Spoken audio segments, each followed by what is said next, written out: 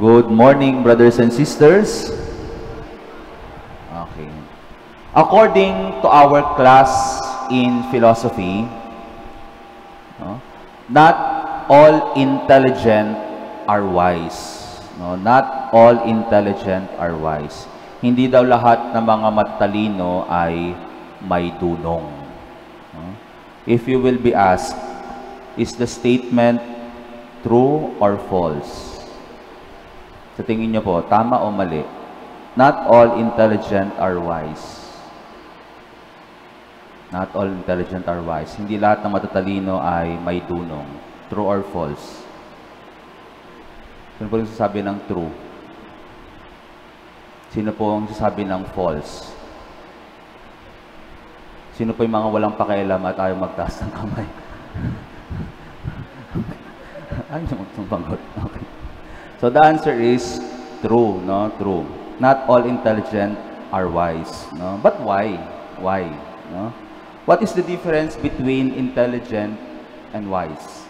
Well, intelligence is knowing, but wisdom is understanding. A person may know a lot of things without understanding them. Marami kang alam, pero hindi mo naman naunawaan. Marami kang alam, pero hindi mo naman naunawaan. Intelligence is about knowing things, but wisdom is about understanding them. So in our readings today, the gift of understanding and the need for it is highlighted. No? In the first reading, the Queen of Sheba saw and confirmed the wisdom of Solomon. At first, she only heard about the wisdom of Solomon from people from her country.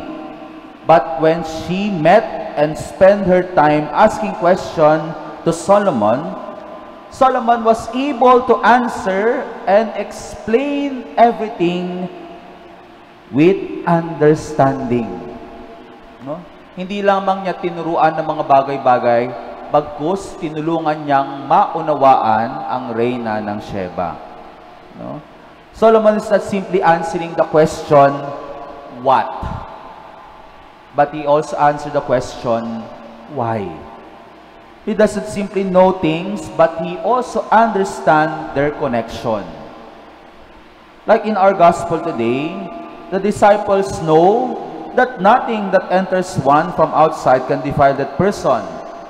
But the things that come out from within are what defile. They know that parable. They know that it is the truth. But they don't understand why. Bakit ba? Bakit kung ano yung pumapasok sa tao, yun yung nagpaparumi sa... Ay, kung ano yung pumapasok sa tao, ang hindi nagpaparumi sa kanya.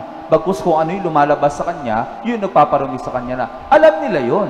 Pero hindi nila nauunawaan kung bakit. That is why they asked Jesus. And Jesus, who is full of understanding, explained to them everything. It is not what enters the mouth that defiles a person, but the sins that comes from his heart and what he does that defiles him. Adultery, greed, malice, deceit, licentiousness, blasphemy, and other things.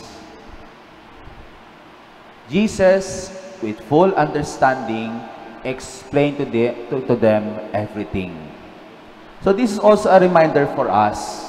This is also a reminder for us. Not simply to know, but to understand.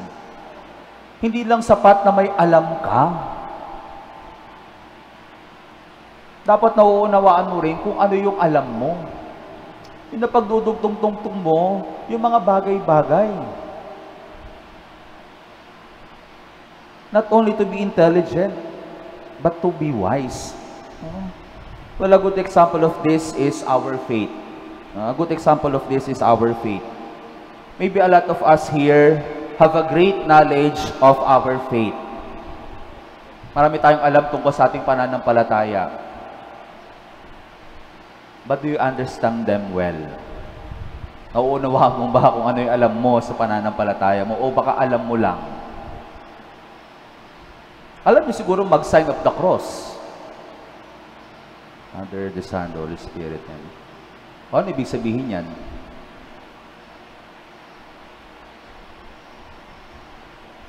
Bakit dito? Bakit dito? Bakit dito? Bakit dito?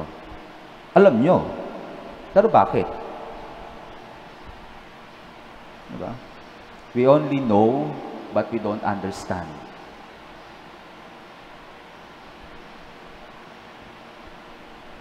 Dear friends, knowing is not enough without understanding them. Amen.